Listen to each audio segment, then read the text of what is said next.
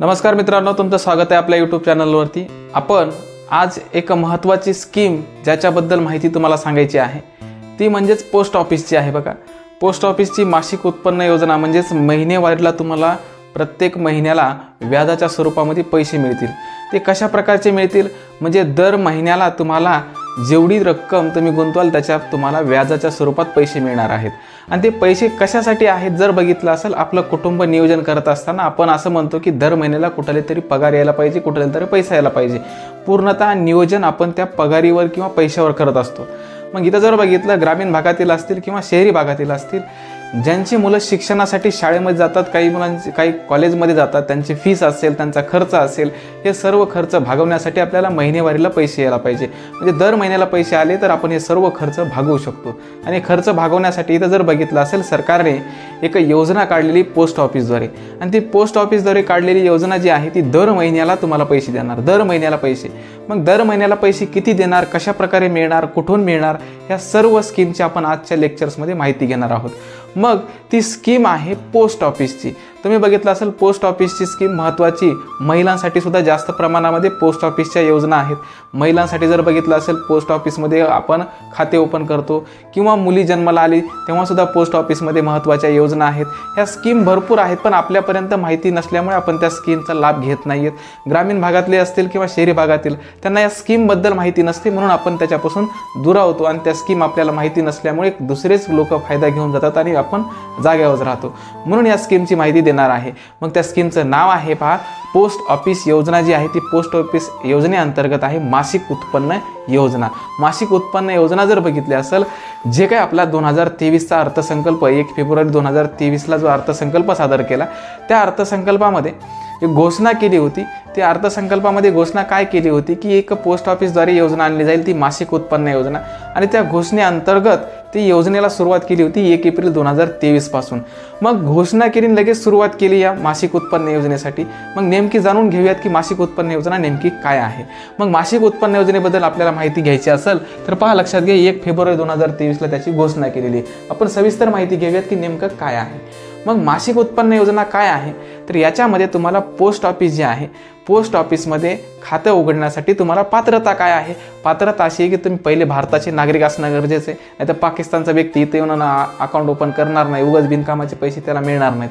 भारताचा व्यक्ती असला पाहिजे, त्याला कुठल्याही प्रकारची वयाची अट नाही आहे।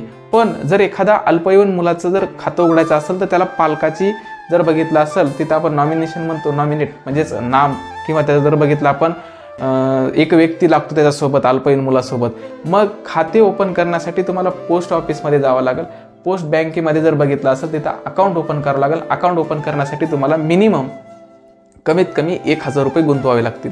मग 1000 रुपये गुंतवावे लागतील कमीत कमी। मग जास्तीत जास्त किती गुंतवायचे जर बघितलं असेल, 1000च्या पटीत। 1000च्या पटीत नेमकी किती तर ते पहा, लक्षात घ्या।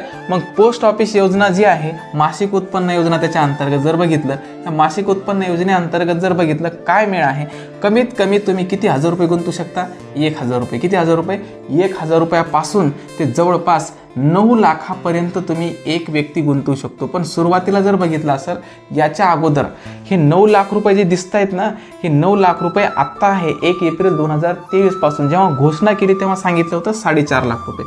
किती लाख रुपये एक व्यक्ती जास्तीत जास्त किती गुंतवू शकतो, 4.5 लाख रुपये। आणि आता त्याची मर्यादा वाढून किती केलेली आहे, 9 लाख रुपये।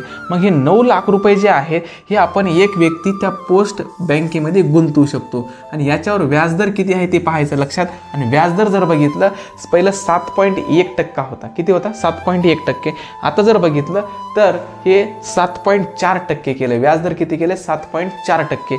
म्हणजे हे 1 जुलैपासून बदलले। बघा, 1 जुलै 2023 पासून हा व्याजदर बदललाय, 7.1% वरून 7.4%। मग तुम्ही जर 9 लाख रुपये गुंतवले, किती, पोस्ट ऑफिसमध्ये 9 लाख रुपये गुंतवले तर तुम्हाला 5550 रुपये प्रत्येक महिन्याला व्याज मिळेल।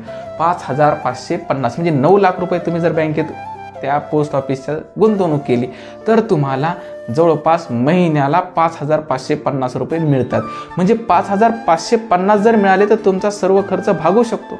ग्रामीण भागातील असतील किंवा शहरी भागातील महिनेवारी जर पैसे लागले तर आपल्याला कुठल्याही प्रकारची अडचण भासत नाही, कारण ते आलेले पैसे आपण योग्यरित्या कुटुंब नियोजनासाठी खर्च करू शकतो. म्हणून ही पोस्ट ऑफिसची योजना आहे मासिक उत्पन्न योजना. म्हणजे एक व्यक्ती कमीत कमी 1,000 रुपये गुंतवू शकतो आणि जास्तीत जास्त किती गुंतवू शकतो? 9 लाख रुपये. आणि त्याने 9 लाख गुंतवले तर 5,550 रुपये त्याला प्रति महिना भेटतो. आणि वर्षामध्ये जर त्याचं टोटल कॅल्क्युलेशन केलं तर 66,600 रुपये 66,600 रुपये त्याला व्याज मिळतं वर्षाला.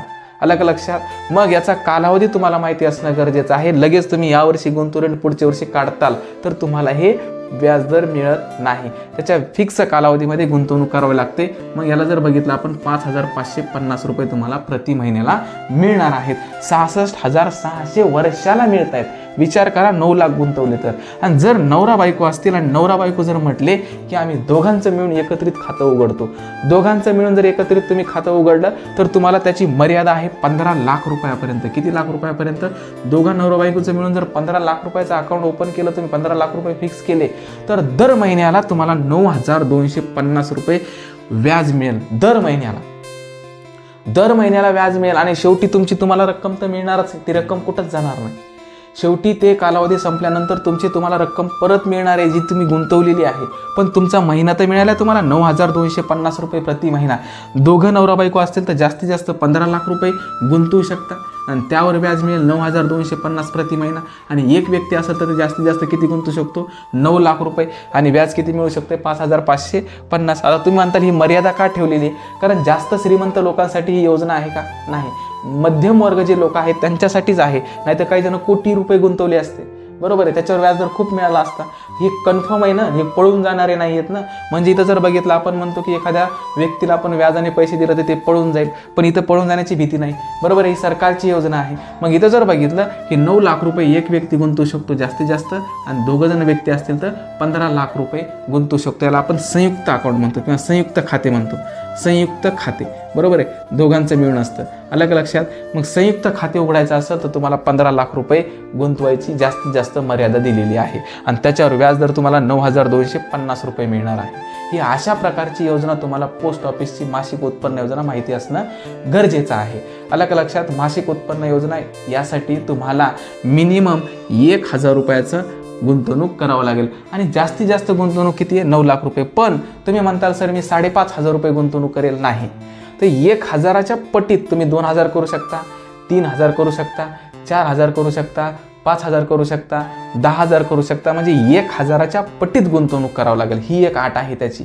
म्हणजे अट कोणती आहे की तुम्हाला 1,000च्या पटीत गुंतवणूक करावं लागेल. म्हणजे 1,500 करता येणार नाही. 1,000 किंवा 2,000, 3,000, 5,000, 4,000, 7,000, 1,000च्या पटीत असली पाहिजे. आणि एका व्यक्तीची जास्तीत जास्त मर्यादा किती आहे? 9 लाख रुपयापर्यंत आहे. आणि दोघांचं जर संयुक्त खातं असेल तर किती आहे? 15 लाख रुपये. आणि एका जणाला जर गुंतवणूक 9 लाख रुपये केलं तर त्याला महिन्याला 5,550 रुपये मिळतील. आणि संयुक्त खातेधारक असेल तर त्याला 9,250 रुपये तुम्हाला मासिक मिळेल. म्हणजे दर महिन्याला तुम्हाला एवढे व्याजदर मिळेल. म्हणजे अशा प्रकारचं जर तुम्हाला दर महिन्याला पेमेंट भेटत असेल तर तुमच्या कुटुंब नियोजनासाठी अडचण येणार नाही. ही अशा प्रकारची पोस्ट ऑफिसची मासिक उत्पन्न योजना तुमच्या लक्षात असली पाहिजे. जेवढं होईल तुम्ही इतरांना शेअर करण्याचा प्रयत्न करा. या योजनेचा सर्वजण लाभ घेण्याचा प्रयत्न करतील. आलं का लक्षात? इथं